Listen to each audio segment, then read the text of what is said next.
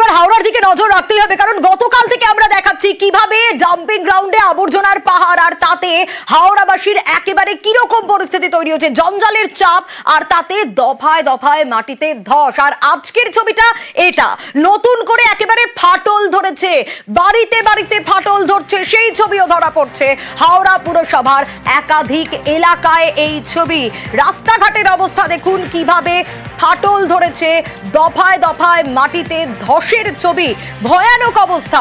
একেই এরকম পাইপলাইনে বিপত্তি, সেখানে সাধারণ মানুষ রীতিমতো নাজেহাল হয়ে যাচ্ছে। শুধু তাই নয়, বিধায়ক নির্দেশ দিচ্ছেন এলাকা ফাঁকা করার পর্যন্ত, কারণ সাধারণ মানুষ এই রকম ফাটল দেখে রীতিমতো আতঙ্কিত। তারা বুঝতে পারছেন না যে কি পরিস্থিতি হবে এরপর।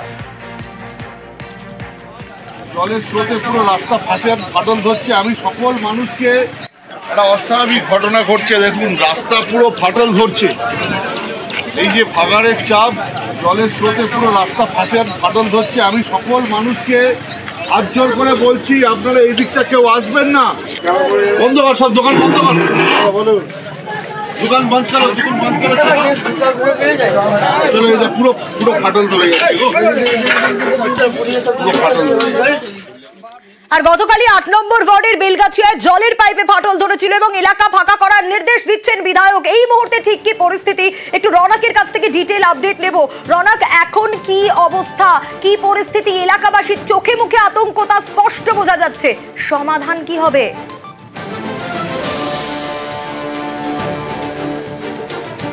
দেখো, একেবারেই গতকাল পাইপে ফাটল, তারপর থেকে কিন্তু আবর্জনা স্তূপে যে গ্যাস জমাট বাঁধে, সেই গ্যাসের জেরে পাশের যে এলাকা, সেই এলাকায় বারংবার ধস নামছে। তোমাকে দেখাবো, কিছুক্ষণ আগেই কিন্তু এলাকায় কিছুটা হলো ঠিক ছিল, ঠিক 5 মিনিট আগেই একটা আওয়াজ হয় বিকট, তারপরে কিন্তু ধস নেমে যায়। ইতিমধ্যে এলাকাবাসী যারা রয়েছেন তাদের মধ্যে আতঙ্ক ছড়িয়েছে। প্রশাসনের তরফ থেকে মাইকিং করা হচ্ছে যাতে এলাকার ঘরের ভেতর থেকে তারা বাইরে বেরিয়ে আসে, নিরাপদ স্থানে যাতে তারা আসে।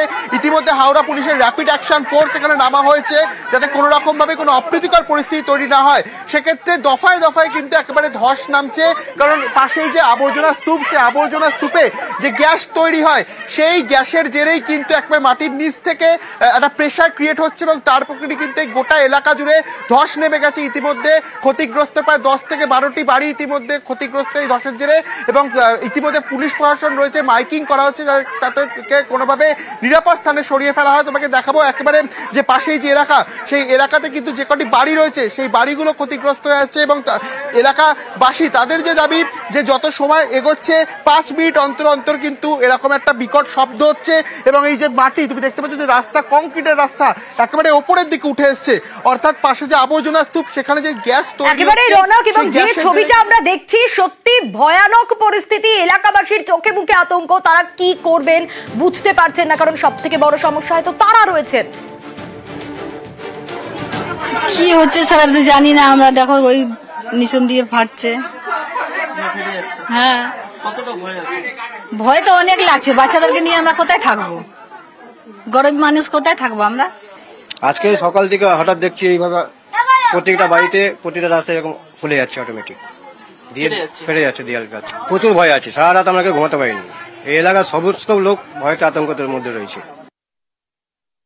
অনেক ভয় লাগছে স্যার, মানে থাকতে পারছি না আমরা, মানে কি গ্যাস দিয়ে মানে সেখানে দেখছি বাড়িটা পুরো হেলিয়ে যাচ্ছে, পুরো বাড়িটা ফেটে যাচ্ছে, রাস্তাটা উঠে যাচ্ছে, মানে মানুষটা যাবার জন্যে ভয় করছে যে কি করে যাব, না কখন কি ঘটনা কি ঘটতে পারে। রাত ভর ঘুমানো যাচ্ছে না, কারেন্টও নেই, জলও নেই, জল খেতেও পাচ্ছি না। এবং ইতিমধ্যে এলাকা ফাঁকা করার নির্দেশ দেওয়া হয়েছে। সাধারণ মানুষ আতঙ্কিত। যে ছবি আপনাদের দেখাচ্ছি, বাসনপত্র, গুরুত্বপূর্ণ নথি, আসবাবপত্র, জিনিসপত্র যতটুকু বের করে আনা সম্ভব সেগুলো এলাকাবাসী বের করে আনছেন, এবং সতর্কতায় হাওড়ায় মাইকিং করা হচ্ছে। বাসিন্দাদের সতর্ক থাকার নির্দেশ দেওয়া হচ্ছে বারবার মাইকিং করে। ভাগাড় সংলগ্ন এলাকার সমগ্র পল্লীবাসীকে জানানো যাচ্ছে Howrah disaster management and civil ডিফেন্সের তরফ থেকে ভূমি ধস এবং ভূমি ক্ষয়জনিত কারণে যে ভূপতন ঘটছে সে বিষয়ে নিজেদের সতর্ক রাখুন। বাড়িতে নিজেদের প্রয়োজনীয় নথিপত্র, টাকা পয়সা, দলিল সামগ্রী নিজেদের কাছে রাখুন। বাড়িতে বাচ্চা এবং বয়স্ক মানুষ যদি থাকে তাদেরকে নিরাপদ স্থানে রাখুন। অযথা আতঙ্কিত হবেন না, সতর্ক থাকুন। ভূমি ধস এবং ভূমি ক্ষয়জনিত কারণে এখানে যে বিপর্যয়ের আশঙ্কা করা হচ্ছে সে বিষয়ে নিজেদের সতর্ক রাখতে নথিপত্র এবং টাকা পয়সা নিজেদের কাছে রাখুন, বাড়িতে বয়স্ক এবং বাচ্চাদের নিরাপদ স্থানে রাখুন, অযথা আতঙ্কিত। এটা বিশাল বড় অ্যাক্সিডেন্ট। অলরেডি এই ভাগাড় দেখছেন, ভাগাড়ে কিন্তু ধস নামা শুরু হয়েছে। সমস্ত দোকান, সমস্ত এখানকার নাগরিক পাবলিককে আমরা সরে যেতে, হাত জোর করে সরে যেতে অনুরোধ করেছি। বাঁচলে পরে জীবনে সবকিছু পাওয়া যাবে। আর ঠিক যে কথা আপনাদের বলছিলাম যে হাওড়ায় এই রকম পরিস্থিতি তৈরি হয়েছিল, জলের পাইপ ফেটে পাইপলাইন মেরামতির কাজ কিন্তু শুরু হয়েছিল। কিন্তু আজকের এরকম পরিস্থিতি, রাতে পাইপ মেরামতির কাজ শুরু হলেও সকালে আবারও কাজ বন্ধ করে দেওয়া হয়। আর দফায় দফায় ধসের জেরে পাইপ মেরামতি বন্ধ। একটু নজর রাখি। কেএমসি থেকে কিছু ট্যাঙ্কস নিয়ে আসতে হচ্ছে, তারপরে হুগলি থেকে 3-4টি মিউনিসিপ্যালিটি, এখান থেকে আমরা অ্যাডিশনাল ওয়াটার সাপ্লাই পিএইচই ডিপার্টমেন্টকেও আমরা রিকোয়েস্ট করছি। তার জন্য 2-3 দিন টাইম লাগবে এই জলের প্রবলেমটা একটু মেটাতে। তার মধ্যে আমরা সব ঠিক করে দেবো। এখানে যা অসুবিধা মানুষরা ফেস করছে ওটা আমরা আজকের মধ্যে যতটুকু তাড়াতাড়ি রিপেয়ার করে একটু ওয়াটার সাপ্লাইটা একটু করে দিতে পারি ওটা করব। কিন্তু ম্যাডাম, এই যে এটা কি অনুমান করা যাচ্ছে যে মিথেন গ্যাস বেরোবার জায়গা যেখান থেকে? দেখুন, ওগুলো এই মুহূর্তে কিছু খবর নেই। আমরা এটা আমরা একটু ইঞ্জিনিয়ারের সাথে টেকনিক্যালি কি একটু হচ্ছে, আমরা তারপরে আলোচনা করে যা ব্যবস্থা নেব। If you have to shift, আমরা আশেপাশে একটু স্কুলগুলো দেখবো, দরকার হলে আমরা ওনাদেরকে ওখানে একটু শিফট করে এখানে যা কাজ করা ওটা আমরা তারপরে শীঘ্রই করে দেবো। Thank you. হাওড়ার জেলা শাসক বলছেন যত দ্রুত সম্ভব জল সরবরাহ যাতে শুরু হয় সেই ব্যবস্থা করবে এবং একে একে এই যে ফাটল সব মেরামতি শুরু হবে। কিন্তু গতকাল রাতে শুরু হয়েছিল কাজ, আজ সকালে এরকম বিপত্তি আর তাতে ভয়ানক পরিস্থিতি তৈরি হলো, বন্ধ হয়ে গেল কাজ। আরো ডিটেল জানাবে রনক সঙ্গে রয়েছে। রনক, দফায় দফায় ধসের জেরে আমরা দেখলাম যে পাইপ মেরামতির কাজ তো গতকাল শুরু হয়েছিল, কিন্তু সেই কাজ চালু রাখা গেল না, বন্ধ করে দিতে হলো। আর আজ এরকম ভয়ানক একটা অবস্থা। দেখো, একেবারে পাইপ মেরামতির কাজ তো দূরের কথা, এখন কিন্তু তাদের কাছে প্রথম যে কাজ সেটা হচ্ছে এই ধস কি করে রোখা যায়, যে বিষয়টি কিন্তু যিনি হাওড়ার জেলা শাসক পি দিত্যাপ্রিয়া তিনি ঘটনাস্থলে এসেছিলেন, তিনিও জানালেন যে এই যে গ্যাস উৎপন্ন হচ্ছে তার জেরে যে এই যে তুমি দেখছো কিছুক্ষণ আগেই ছোট ছোট যে বিস্ফোরণ হচ্ছে, অর্থাৎ যে মাটি উপরের দিকে উঠে আসছে এবং ফেটে যাচ্ছে কংক্রিটগুলো, এগুলো কিন্তু কোনো গ্যাস ভেতরে জমে রয়েছে, জমাট বাঁধার কারণেই কিন্তু এই ধরনের ঘটনা ঘটছে। এবং শুধু তাই নয়, যত সময় গড়াচ্ছে তত কিন্তু এই ধস একটা প্রবল আকার ধারণ করছে একেবারে। এবং আরেকটা ছবিও ধরা পড়ছে যে ডাম্পিং গ্রাউন্ড থেকে ধোঁয়া বেরোচ্ছে।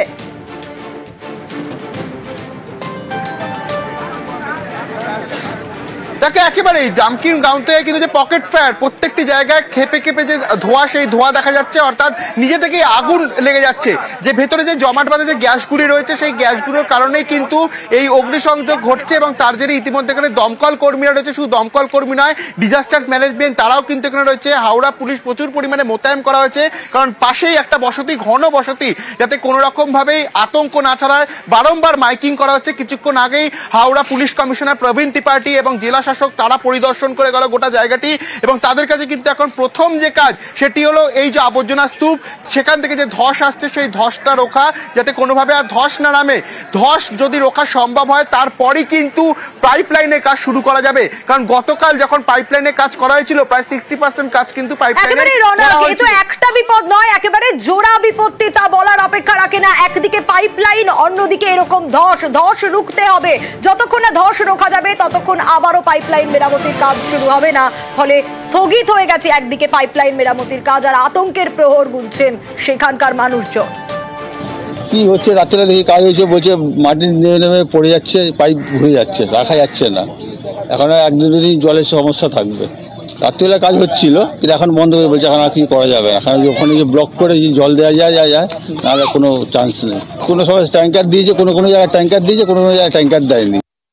পরিস্থিতি তো খারাপের দিকেই আছে, খুব একটা ভালোর দিকে নেই। আর সময় লাগবে জল পাস হতে, তার সাথে সাথে দেখা যায় যেভাবে ধস নামছে, ফাটল ধরা দিচ্ছে, এটা আগামী দিনে খুব বাজে সিচুয়েশান পৌঁছাচ্ছে। জল স্বাভাবিক হতে এখনও 1 দিনের মতন লাগবে। কাজ বন্ধ হয়ে এই দিকটা দিয়ে কাজ করা যাচ্ছে না, বিকল্প পথ খোঁজা হচ্ছে, সেই পথে হাঁটা হবে। কোনোভাবেই কোনোভাবেই এখন জল সরবরাহ সম্ভব নয়, তার কারণ ইতিমধ্যে পুরসভার তরফ থেকে চেষ্টা করা হচ্ছে ট্যাঙ্কার দিয়ে চেষ্টা করা হচ্ছে পরিস্থিতি নিয়ন্ত্রণে আনার, কিন্তু কোনোভাবেই তা এখনো অবধি সম্ভব হচ্ছে না। দ্রুত পাইপ মেরামতি কিভাবে সম্ভব তা খতিয়ে দেখছে পুরসভা, কিভাবে ধস আটকানো সম্ভব সেটাও খতিয়ে দেখা হচ্ছে পুরসভার তরফ থেকে।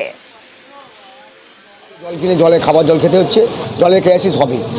আর না আছে চাপাকল তো কবেই বন্ধ হয়ে গেছে, কিছু কারণে কর্পোরেশন যা প্রতিশ্রুতি দিয়েছে নাকি আজকে আপনার 4টের মধ্যে নাকি হাওড়ায় কিছু কিছু ওয়ার্ডে জল চালু করবে, যেটা শোনা কথা।